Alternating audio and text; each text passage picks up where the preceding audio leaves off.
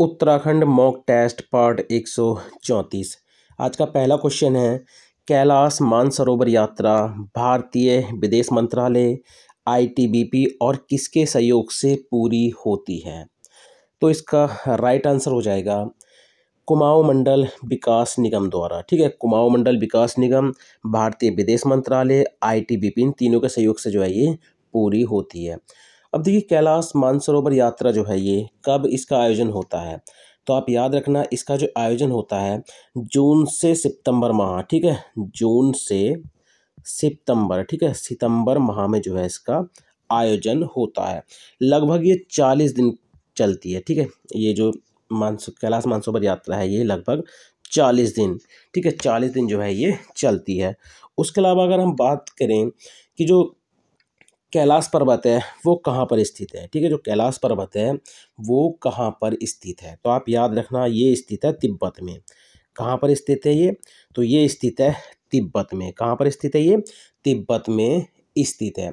अब देखिए, कैलाश पर्वत को जो है गढ़ पर्वत, याद रखना, गढ़ पर्वत, ठीक है, गढ़ पर्वत एवं रजतगिरी, किस नाम से जानते हैं इसको? रजतगिरी, ठीक है, गढ़ पर्वत या फिर इसको रजतगिरी भी कहा जाता है। अब देखिए, वर्तमान में जो कैलाश मानसरोवर यात्रा है ये लिपुलेख दर्रे से होकर जाती है। कहाँ से जाती है? लिपुलेख दर्रे से।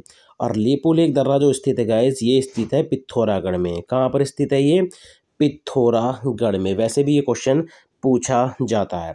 अब बात करें, देखिए, जो कैलाश मानसरोवर यात्रा है वो कैसे कैसे होती है, मतलब कहाँ से शुरू होती है?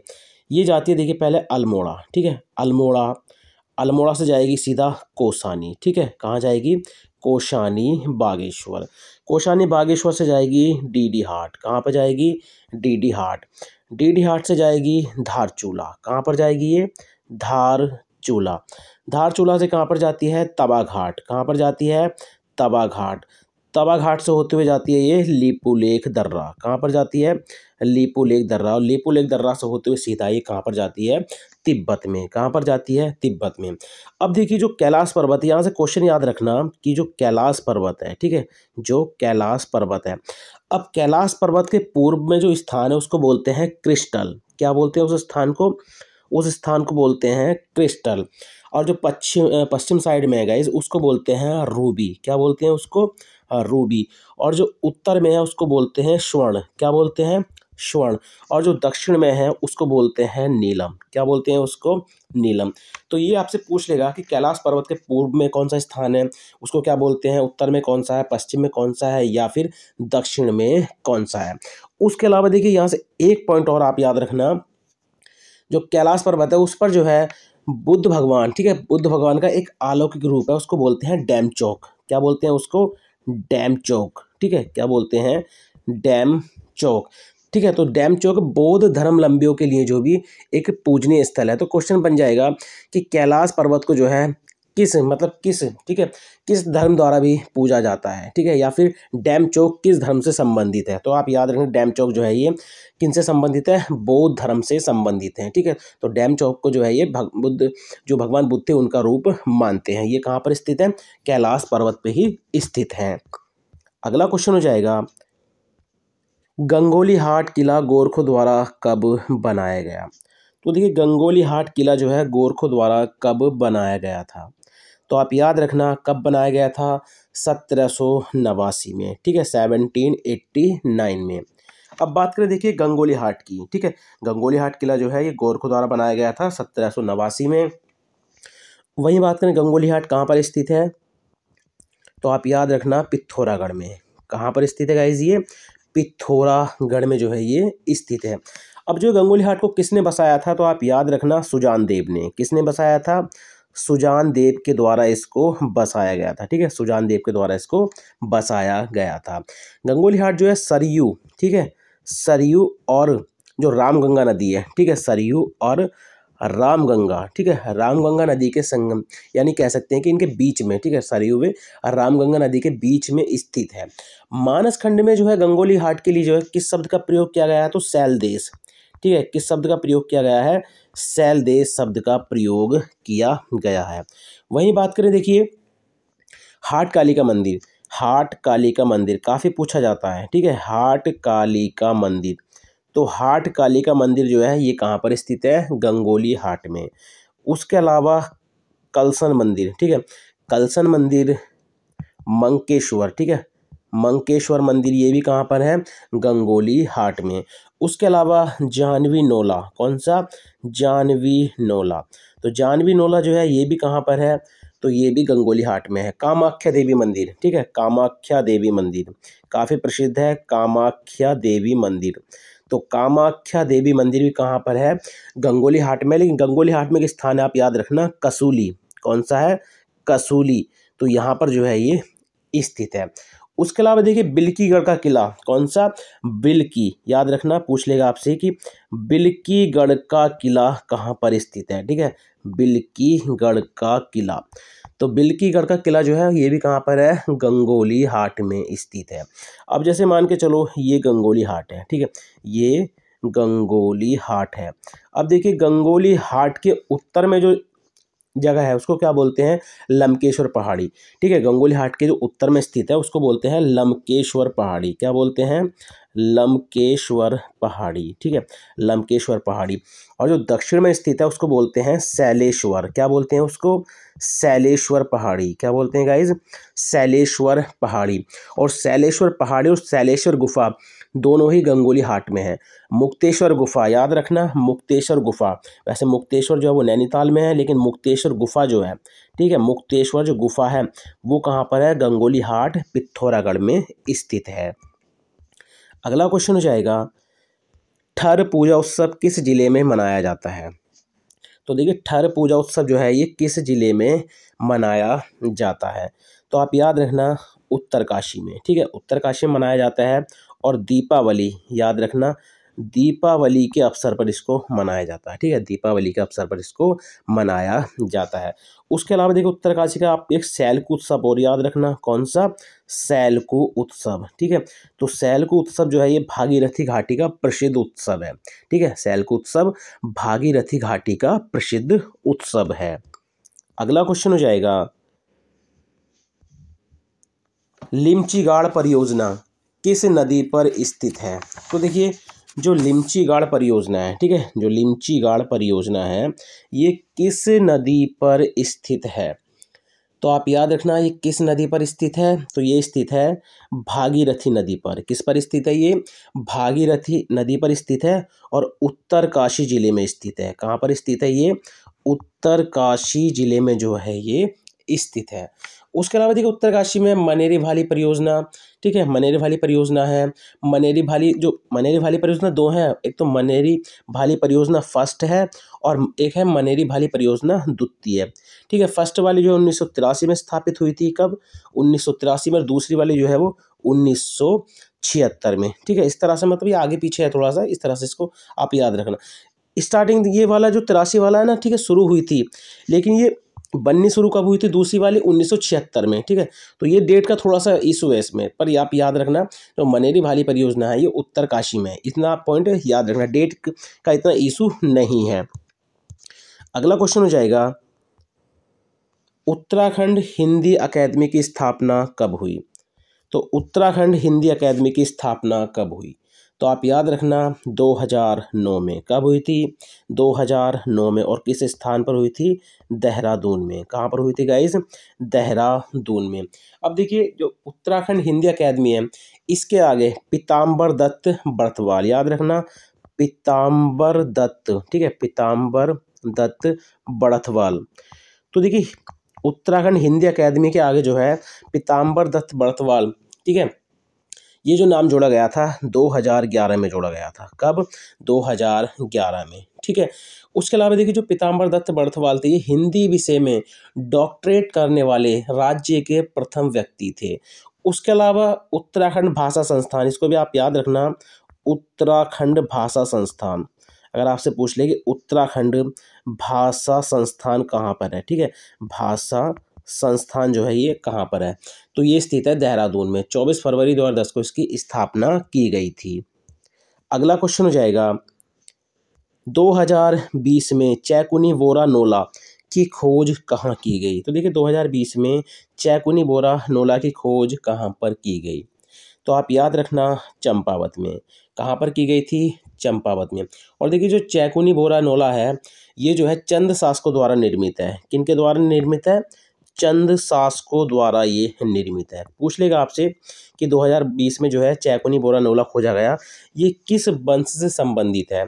तो चंद वंश से जो है ये संबंधित है। अगला क्वेश्चन हो जाएगा, किस बैंक ने केदारनाथ धाम में पहला एटीएम खोला? तो किस बैंक ने केदारनाथ धाम में पहला एटीएम खोला? तो आप याद रखना ये किसने खोला था गाइस? तो HDFC बैंक ने। किसने? HDFC बैंक ने। अगला क्वेश्चन हो जाएगा, वर्तमान में उत्तराखंड सहकारिता समिति का मुख्यालय कहाँ पर है? तो देखिए वर्तमान में जो उत्तराखंड सहकारिता समिति है, इसका मुख्यालय कहाँ पर है? तो आप याद रखना इसका मुख्यालय है देहरादून में। कहाँ पर है? देहरादून में। और पहले कहाँ पर था? तो पहले था अल्मोड़ा में। पहले कहाँ पर था गाइस? तो पहले था अल्मोड़ा में। अगला क्वेश्चन हो जाएगा, वर्तमान में राज्य मानवाधिकार आयोग के अध्यक्ष सहित सदस्यों का कार्यकाल कितना है? तो देखिए वर्तमान में जो है राज्य मानवाधिकार आयोग के अध्यक्ष सहित सदस्यों का कार्यकाल कितना है? काफ़ी महत्वपूर्ण क्वेश्चन है गाइस। तो आप याद रखना कितना है? तो ये है 3 वर्ष। कितना है? 3 वर्ष। और पहले कितना था? तो पहले था 5 वर्ष। तो 5 वर्ष से घटाकर कर दिया है ये 3 वर्ष। अब बात करें देखिए राज्य मानवाधिकार आयोग की, तो इसकी स्थापना की गई थी जुलाई 2011 में। ठीक है, कब की गई थी? जुलाई 2011 में राज्य मानवाधिकार आयोग का गठन किया गया था। प्रथम जो इसके अध्यक्ष थे वो थे विजेंद्र जैन। कौन थे गाइस? विजेंद्र जैन। तो विजेंद्र जैन जो है ये राज्य मानवाधिकार आयोग के प्रथम अध्यक्ष थे। चलिए कमेंट के माध्यम से बताइए वर्तमान अध्यक्ष जो है वो कौन है? अगला क्वेश्चन हो जाएगा, नाबार्ड की एक शाखा उत्तराखंड के किस जिले में स्थित है? तो देखिए नाबार्ड की एक शाखा उत्तराखंड के किस जिले में जो है वो स्थित है? तो आप याद रखना ये स्थित है देहरादून में। कहाँ पर स्थित है? देहरादून में। वही बात करें देखिए नाबार्ड की, तो नाबार्ड की जो फुल फॉर्म है वो क्या है? तो आप याद रखना राष्ट्रीय कृषि एवं, ठीक है, राष्ट्रीय कृषि एवं ग्रामीण, इसकी फुल फॉर्म भी पूछी जाती है। तो राष्ट्रीय कृषि एवं ग्रामीण विकास बैंक। क्या है? ग्रामीण विकास बैंक। ठीक है, इसको क्या बोलते हैं? नाबार्ड। तो इसकी स्थापना हुई थी 12 जुलाई 1982 में। कब हुई थी? 12 जुलाई 1982 में इसकी स्थापना की गई थी। और इसका मुख्यालय है मुंबई में। कहाँ पर है इसका मुख्यालय? तो इसका मुख्यालय है मुंबई में। अगला क्वेश्चन हो जाएगा, किस पुस्तक में उत्तराखंड को तुषारशैल या श्री पर्वत कहा गया है? तो किस पुस्तक में जो है उत्तराखंड को तुषारशैल या श्री पर्वत कहा गया है? तो आप याद रखना ये कहा गया है हर्षचरित में। किसमें कहा गया है? हर्षचरित है। हर्षचरित के लेखक जरूर आप याद रखना बाणभट्ट। कौन है? बाणभट्ट। और बाणभट्ट ने देखिए जो हर्षवर्धन था, ठीक है, सॉरी हर्षवर्धन, ठीक है, हर्षवर्धन, तो हर्षवर्धन का जो है जीवन चरित्र इसमें लिखा है। ठीक है, बाणभट्ट ने जो है हर्षचरित में हर्षवर्धन का जीवन चरित्र लिखा है। अगला क्वेश्चन हो जाएगा, साकारिया देवता का संबंध किस जनजाति से है? तो साकारिया देवता का जो संबंध है ये किस जनजाति से है? तो आप याद रखना बोक्सा जनजाति से। किससे? बोक्सा जनजाति से। अब देखिए जो बोक्सा लोग हैं, एक उधम सिंह नगर, याद रखना उधम सिंह नगर, और जो नैनीताल है, ठीक है, नैनीताल, तो उधम सिंह नगर के बाजपुर, काशीपुर, और जो नैनीताल का रामनगर है, ठीक है, रामनगर, यहाँ पर जो है निवास करते हैं। और देखिए उधम सिंह नगर और जो नैनीताल का बॉक्सा बहुल क्षेत्र है, ठीक है, बॉक्सा बहुल क्षेत्र, उसको बोलते हैं बुकसाड़। क्या बोलते हैं उसको? बुकसाड़। तो इस पॉइंट को आप जरूर याद रखना। ठीक है, क्या बोलते हैं इसको? बुकसाड़। और राज्य के 173 गाँव में, याद रखना राज्य के 173 गाँव में, ठीक है, राज्य के 173 गाँव में जो है बोक्सा जनजाति के लोग जो है निवास करते हैं। जो बुकसाड़ है ना, बुकसाड़ शब्द का प्रयोग जो है आईने अकबरी पुस्तक में भी हुआ है। ठीक है, बुक्सार शब्द का प्रयोग जो है वो आईने अकबरी में भी हुआ है। उसके अलावा देखिए देहरादून में, जो देहरादून जो जिला है उसमें जो है मेहरा, याद रखना मेहर बोक्सा, कौन से, मेहर बोक्सा निवास करते हैं। इनकी जो सबसे बड़ी देवी हैं, ठीक है, इनकी जो सबसे बड़ी देवी हैं वो है चौमुंडा देवी। कौन सी हैं, चौमुंडा देवी, ठीक है। इनका जो प्रसिद्ध मेला लगता है वो लगता है चैती मेला, ठीक है। जो इनका प्रसिद्ध मेला है या प्रमुख त्योहार है वो है चैती मेला, ठीक है। उसके अलावा देखिए जो बुक्साड़ है, याद रखना जो बुक्साड़ क्षेत्र है उधम सिंह नगर जो और नैनीताल का जो बॉक्सा बहुल क्षेत्र है, तो उसमें देखिए बुक्साड़ है ना, बुक्साड़ के जो बॉक्सा हैं वो साकारिया देवता की ही पूजा करते हैं। याद रखना बुक्साड़ के जो बॉक्सा हैं वो साकारिया देवता की पूजा करते हैं। उसके अलावा जो देखिए अन्य त्योहार हैं वो हैं होंगड़े, ठीक है, होंगड़, गोटरे, ठीक है, याद रखना गोटरे। उसके अलावा डल्लिया, ठीक है, ये भी इनका त्योहार है। बिरादरी पंचायत जो है इनसे संबंधित है, कभी कभी पूछ लेगा कि बिरादरी जो है वो किन से संबंधित है, ठीक है, बिरादरी पंचायत, तो बिरादरी पंचायत जो है वो बॉक्सा जनजाति से संबंधित है। अगला क्वेश्चन हो जाएगा उत्तराखंड के किस स्थान से, ठीक है, उत्तराखंड के किस स्थान से कुतुब के हत्थे पर बना मोनाल का आकर्षक चित्र मिला है। तो उत्तराखंड के किस स्थान से जो है देखिए कुतुब के हत्थे पर बना मोनाल का आकर्षक चित्र मिला है। तो ये जो है कहाँ से मिला है, तो आप याद रखना मलारी गांव से, ठीक है। कहाँ से मिला है, मलारी गांव से, और मलारी गांव स्थित है चमोली में। कहाँ पर स्थित है ये, चमोली में स्थित है। अब देखिए मलारी गांव से जो है 5.2 kg का, ठीक है, 5.2 kg का जो है सोने का मुखाबड़ा मिला है, नरकंकाल मिले हैं, मिट्टी के बर्तन मिले हैं। क्या मिले हैं, मिट्टी के बर्तन। और देखिए जो मिट्टी के बर्तन मिले हैं ना, जो पाकिस्तान की स्वात घाटी है उसके शिल्प के समान है, ठीक है, उसके शिल्प के समान है। और यहाँ पर जो है देखिए शिव प्रसाद डबराल ने, यानी मलारी गांव में शिव प्रसाद डबराल ने, याद रखना शिव प्रसाद डबराल, ठीक है, शिव प्रसाद डबराल ने जो है 1956 में यहाँ पर समाधानों की खोज की थी। और जो राहुल सांकृत्यायन ने इन समाधानों मतलब किससे संबंधित बताते हैं, खस जाति से। किससे संबंधित बताते हैं, खस जाति से संबंधित बताते हैं। अगला क्वेश्चन हो जाएगा उत्तराखंड क्रांति दल का विभाजन कब हुआ। तो उत्तराखंड क्रांति दल, ठीक है, उत्तराखंड क्रांति दल यानी यूकेडी, इसको उपक्रांत के नाम से भी जानते हैं, ठीक है, शॉर्टकट में उपक्रांत। तो इसका विभाजन जो है वो कब हुआ था, तो आप याद रखना 1987 में। कब हुआ था, 1987 में। उत्तराखंड क्रांति दल का जो गठन है या स्थापना कह सकते हैं 24-25 जुलाई, ठीक है, 24 से 25 जुलाई 1979 में, 1979 में हुआ था।